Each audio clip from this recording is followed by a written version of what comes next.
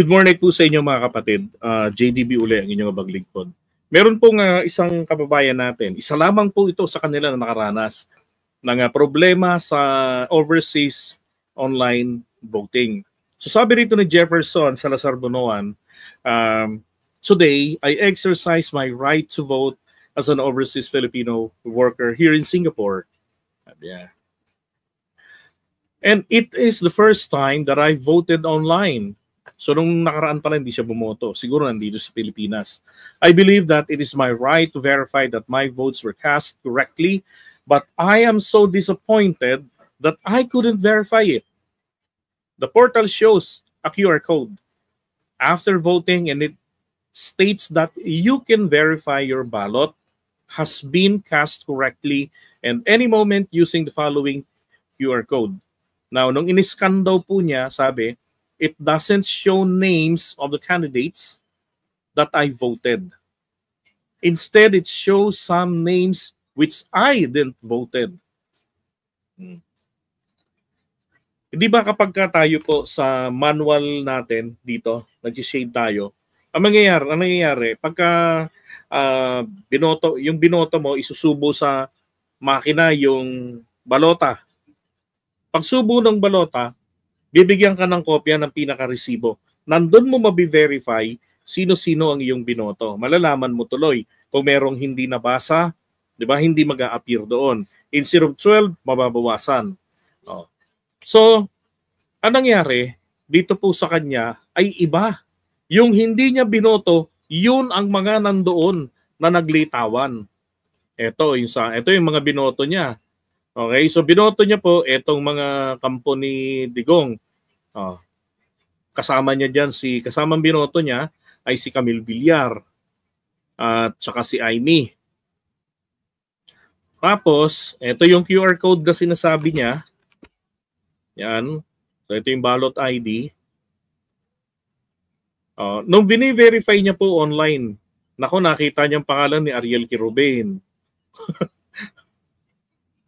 Tapos Soto ng NPC, Brosas Arlene ng Makabayan, si Doringo, Tede Casino, Manny Pacquiao, Sahidula Nur Ana, di ba? Tapos meron din pong nag-message kay Pebbles. Sabi ni Pebbles Loy sa post niya, bakit null ang lumalabas sa balota? Ito yung rinireklamo ngayon ng mga botante sa Malaysia. Kanina sa Singapore, ito Malaysia. Ganyan din daw sa Italy. May QR code, ek-ek daw. Ek-ek daw na i-scan. Ayan na yung eksena ni Pulong. Hoy, mga taga-embassy, baka naman. Pero sabi ng iba, error daw yan. Yan. Siyempre kapag null, error talaga 'yon. Diba? So nag-e-error yung kanilang online yung system nila. So ganito rin ang makikita nyo. 'Di ba? Yung mga kandidato. Sabi ng isa rito, we have cast our votes, but what happened, Comelec? We did not vote for those candidates, sabi ni Robert Jacinto. We did not vote for those candidates. The names appeared when we checked. The QR codes are not the same. The names we voted. Why? As OFW, that is our only right. Why disrespected? Diba? Sabi nito, dito rin sa Rome, Italy, na nag-vote online. Either this is true or not. Kasi friend ko naman ang nag-post. Paano po kaya ito ma-call out? Nag-start na po kahapon ng botohan online. Please po, masisira na naman ang BBM admin. Correct. Another message. Hello po. Good morning po, May. Yung botohan po sa Malaysia, Kuala Lumpur, iba pong pangalan ang lumalabas kaysa doon sa pinili. Minamanipula siguro ang mga anti-PBBM para pagmukhaing si PBBM or team niya ang may gawa. And may SS ba tayo? Balikan ko po yung post-up niya. So, merong isang nag-post din. Teka.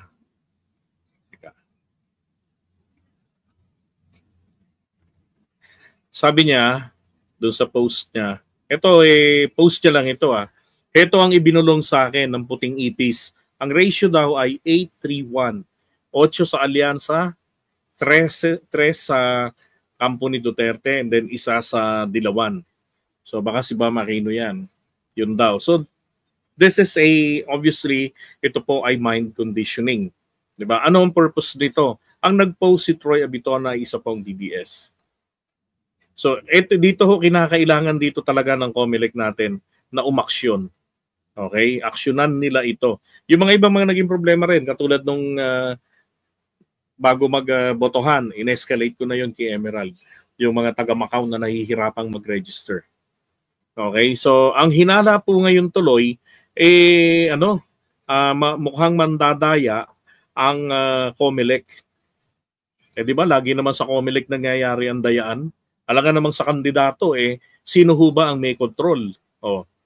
Ngayon, naalala ko lang po yung isang abogado, si Attorney Respicio na pinakulong, kinasuhan po ng COMELEC dahil po nagsabi lamang siya ng possibility kung paano posibleng nadadaya. Expert opinion niya po yun. Bakit kinasuhan ni George Garcia? Wala namang fake news dun Opinion niya yun at kaya niyang patunayan. Ako man yun din ang paninindigan ko Kasi nagbibilangan po tapos na yung eleksyon, nagbibilangan na. Di ba? Dito sa Pilipinas. Bakit kailangan habang nagbibilang ang makina, nakakonekta ka sa internet? For what? What's the use? Yan pong mga machine, stand-alone yan. Nakaprogram na dyan yung sistema. Na kapag ka nagbilang sila, mai-scan na nila yon and then mai-interpret nila yon kung kaninong kandidato dapat mapupunta yung mga shaded candidates. 'Di ba? Pero bakit kailangan kinakabit sa internet? Ay ang problema doon, pag kinabit sa internet ito, may malaki pong possibility na ma-hack ito at mamanipula ang resulta ng vote counting machine o kung ano ang tawag nila doon. So ang dapat pong gawin dyan ay hindi po yan i-connecta sa internet. Now, mag-connect na lang po sa internet pagkatapos ng magbilang ng machine. At least ang bawat isang partido, 7 yan meron na silang kanya-kanyang kopya ng election returns nila, confirmed kung ano yung sinuburon sa makina, binasa, nilabas na figures nito, yun na yun. 'Di ba? Tapos yung resulta nito, saka na po i-connecta yung machine sa internet for transmittal ng data. Hindi ba mas maganda yung ganon? Iyon ang sinasabi ni Attorney Respicio. Bakit parang hirap na hirap ang COMELEC intindihin yan? Bakit parang ayaw nilang i-entertain ang ideya kung paano maiiwasan ang dayaan sa darating na halalan? Di ba? Opo, isa sa mga appointed niya at dati ring election lawyer ni PBBM. Kaya nga nitong nung naging presidente na si PBBM at yung pwesto kasi nung dating COMELEC commissioner na pinalitan ni George Garcia, nag-lapse na. So ang ginawa ni PBBM, inappoint si George Garcia as COMELEC commissioner naman. Tama po, transmittal na lang dapat ang i-connect sa internet para mabilis.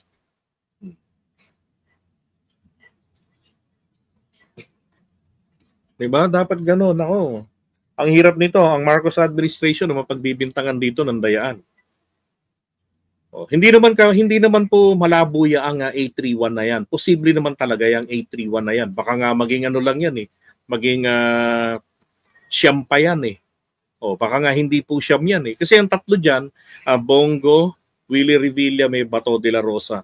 Yan na yung tinutukoy dyan May pwedeng malaglag pa dyan si Bato de la Rosa. Diba? Hindi porkit nag-number 2. Pansamantalang epekto lang yan kasi ng nakaraang pagka-aresto kay Duterte. Kumbaga, out of frustration or disappointment ng mga tao na kahit ng mga Marcos loyalists, aminin natin, may mga hindi rin po natuwa sa pagkaka-aresto. So, posibleng yan ay epekto lamang. Pero para sa bababa rin yan. Magbabago yan. Diba? Kaya lang sa akin lang, kung magkakaroon naman ng mga ebidensya na posibleng nagkaroon ng dayaan, napakapangit naman kahit na magsipanalo lamang yung alyansa. 'Di ba? Dapat po maging malinis ang eleksyon natin. At alam nyo, isa na naman pong ano yan eh, isa na naman pong kasalanan din yan dyan ni Amy. Bakit? Si Amy ang committee chairperson ng Electoral Tribunal, if I'm not mistaken. Siya rin yung nagpakitang gilas nung panahon ni Duterte, noong 2019, nagsampa siya ng panukalang batas para sa hybrid election system. Ang problema, inabutan na po ng eleksyon ng 2022, tapos na, 'di ba? Tapos final na naman yan itong 2022 si PBBM ng Pangulo. Oh, mula po nang na-file niya 'yon, na-refer 'yon after ng first reading, pinasa 'yon sa kanya o ni-refer sa kanyang committee ng August. Ano nangyari? Dalawa yun eh, hybrid election bill at saka yung new omnibus election code. Bakit hindi niya na pinansin, hindi niya na inasikaso? Anong dahilan? Bakit alam niya, inilalaban niya noon pang 2019 na yung hybrid election system, ito ang susi para magkaroon tayo ng transparent na halalan. Bakit hindi niya po andyan niya inaasikaso ito? Oh, 'di ba? Yun dapat manual yun ang counting doon sa mga presinto. Ang magiging delay lang po from 5 hours up to 12 hours kapag ka malaki ang presinto. Sino lang naman ang isang araw na ma-delay? Transparent naman. Kesa yung ganito na pwedeng ma-hocus-pocus. 'Di ba? Lahat po ng bagay na kinokonekta sa internet, malaki ho ang posibilidad na ito po ay ma-hack. Diba? Bakit hindi inaasikaso? Imbis na si Digong ang tutukan, 'di ba? Dapat ang tinutukan dito itong kanyang unang panukalang batas. 'Di ba? O tapos ngayon boboto niyo pa. God. So sana i-address ng COMELEC ito at yung sa mga overseas, dahil po sa mga problema na 'yan, tumuloy pa rin po kayo ng pagboto. No? Kumuha kayo ng kopya na pruweba ng inyong binoto. Huwag nyo lang ipopost online. Oh. Tapos, ang i-push natin dito ay gawing manual counting yung boto ng overseas. 'Di ba? Yan ang dapat na gawin dyan.